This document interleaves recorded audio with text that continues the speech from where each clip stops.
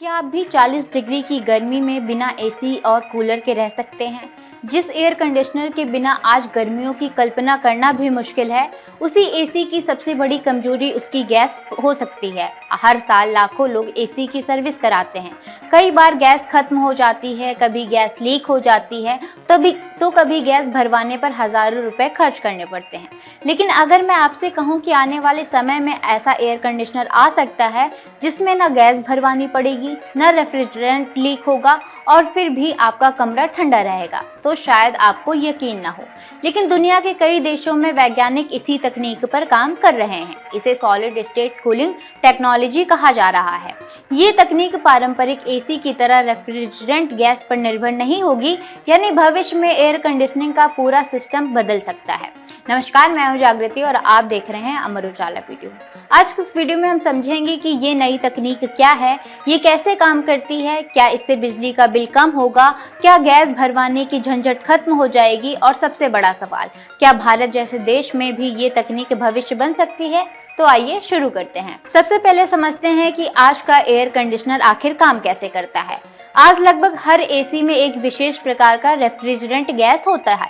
यही गैस गर्मी को कमरे से बाहर निकालती है। कंप्रेसर इस गैस को लगातार दबाता और फैलाता है।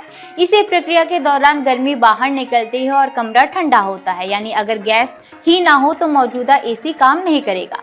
यही वजह है कि समय समय पर एसी में गैस भरवानी पड़ती है और कहीं लीकेज हो जाए तो कूलिंग कम होने लगती है। अब एक सवाल उठता है कि वैज्ञानिक आखिर इस पूरी व्यवस्था को बदलना क्यों चाहते हैं।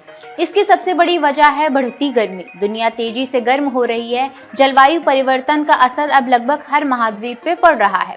यूरोप, जहां एसी लगवाना आम बात नहीं थी, वहां भी अब रिकॉर्ड तोड़ गर्मी पड़ रही है। लोग बड़ी संख्या में एयर कंडीशनर खरीद रहे हैं। अंतर्राष्ट्रीय ऊर्जा एजेंसी यानी IEA का अनुमान है कि वर्ष 2050 तक दुनिया के लगभग 2/3 घरों में एयर कंडीशनिंग सिस्टम हो सकता है। लेकिन इसके साथ एक नई समस्या भी पैदा हो सकती है। जितने ज्यादा एसी उतनी ज्यादा बिजली की खपत और उतनी ज्यादा रेफ्रिजरेंट गैस। यही से शुरू होती है नई तकनीकी की जरूरत। अब समझते हैं कि सॉलिड स्टेट कूलिंग टेक्नोलॉजी आखिर क्या है।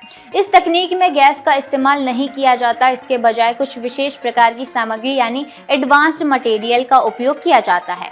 इन सामग्रियों की खासियत ये होती है कि जब इन्हें दबाया या फैलाया जाता है या मैग्नेटिक फील्ड या इलेक्ट्रिक करंट दिया जाता है तो इनका तापमान बदल जाता है। यही तापमान परिवर्तन कूलिंग पैदा करता है, यानी गैस नहीं बल्कि पदार्थ खुद ठंडा और गर्म होने का काम करता है। अब सवाल है कि क्या ये सिर्फ कल्पना है? नहीं, दुनिया की कई बड़ी यूनिवर्सिटीज और कंपनियां इस पर काम भी कर रही हैं। सबसे पहले बात करते हैं जर्मनी की सारलैंड यूनिवर्सिटी के वैज्ञानिक इलास्ट्रोकैलोरिक कूलिंग तकनीक पर काम कर रहे हैं। इस तकनीक में निकल और टाइटेनियम के विशेष मिश्र धातु का इस्तेमाल किया जाता है।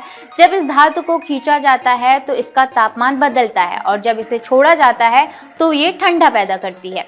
वैज्ञानिक का दावा है कि शुरुआती परीक्षणों में ये तकनीक 5 से 10 डिग्री सेल्सियस तक तापमान कम करने में सफल रही है। अब यही रिसर्च आयरलैंड की कंपनी एप्सजिन के साथ मिलकर आगे बढ़ रही है। उनका लक्ष्य ऐसा है कि हीट पंप तैयार करना है जो बिना रेफ्रिजरेंट गैस के काम कर सके। अब बात करते हैं कनाडा की कंपनी मिमिक सिस्टम की। ये कंपनी सेमीकंडक्टर आधारित हीट पंप विकसित कर रही है। इसका प्रोटोटाइप फिलहाल वैक्यूमवर में परीक्षण के दौर से गुजर रहा है। अगर ये सफल होती है तो भविष्य में छोटे और ज्यादा ऊर्जा कुशल कूलिंग सिस्टम विकसित किए जा सकते हैं। इसके अलावा जर्मनी की मैग्नोथर्म एक अलग तकनीक पर काम कर रही है। ये मैग्नेटिक फील्ड का इस्तेमाल करके कूलिंग पैदा करती है। फिलहाल इसका परीक्षण सुपरमार्केट में किया जा रहा है, यानी भविष्य में रेफ्रिजरेटर और बड़े कोल्ड स्टोरेज भी इस तकनीक पे चल सकते हैं। अब बात करते हैं ब्रिटेन की कंपनी बाराकोल की। ये प्लास्टिक क्रिस्टल आधारित कूलिंग तकनीक विकसित कर रही है। इस तकनीक को आगे बढ़ाने के लिए कंपनी को लगभग $10 मिलियन की फंडिंग भी मिल चुकी है।